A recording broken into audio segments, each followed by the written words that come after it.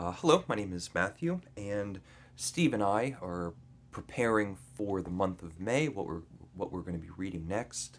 And in April, we read Avengers Forever.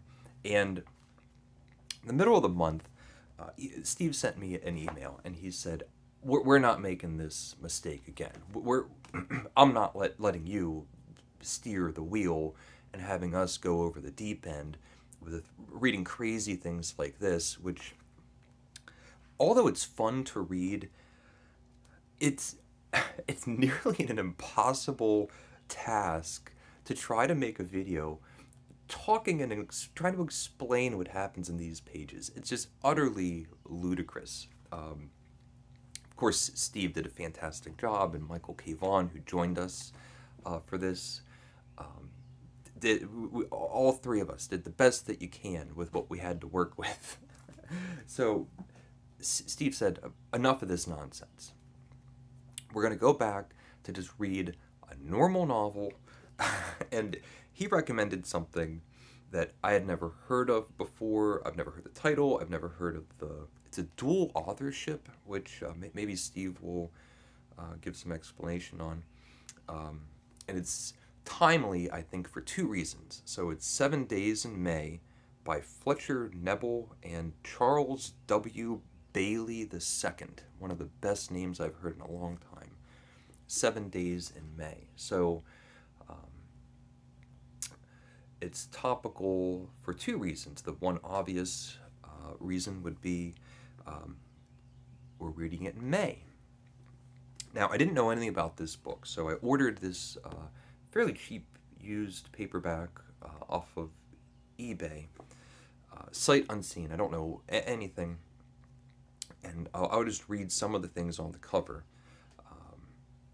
The sensational, bone-chilling novel of a military plot to seize control of the United States government. And let me see when this thing was written.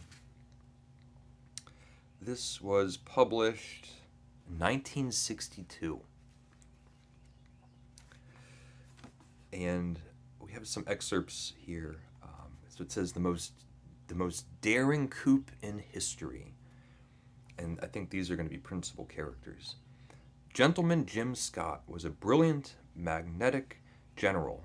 Like a lot of people, he believed the president was ruining the country. Unlike anyone else, he had the power to do something about it.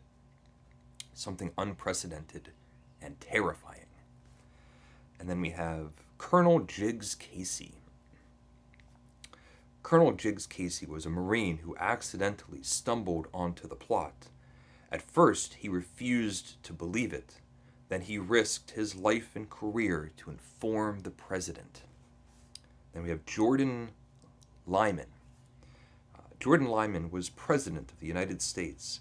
By the time he was finally able to convince himself of the appalling truth, he had only days left to stop a brilliant, seemingly irresistible military plot to seize control of the government of the United States. And then the Washington Post says, smashing suspense. So it is a political thriller, which is a genre that I'm not very familiar with. But this thing was highly praised at the time. Yeah, it says the great million-copy bestseller. So this was a best-selling book when it came out. I imagine it's largely forgotten. I don't know. I didn't see any new additions to this when I was looking on Amazon. And I'm looking forward to read it. And also, a couple other things. It's a little paperback. It's shy of 400 pages, and flipping through it, I love how the book is segmented, the chapters. So chapter 1 is Sunday, and it looks like the last chapter is on a Saturday, which is, and it looks like there's an epilogue as well. So it's really cool. This is going to be a book that takes place in the course of the action, I imagine, is going to take place over the course of 7 days in May. And we get times, so it'll say Tuesday afternoon, Tuesday night, Wednesday morning. Really cool. I'm looking forward to it. This was Steve's pick for this month. If you want to get a copy of it, it looks like used copies are fairly available to find online. Please let me know. So each Sunday in the month of May, we'll break this down somehow or another and talk about the book. And I'm really looking forward to it. So you can read along if you would like. And thank you for watching. Thank you for watching. Please leave a comment if you would like, and take care.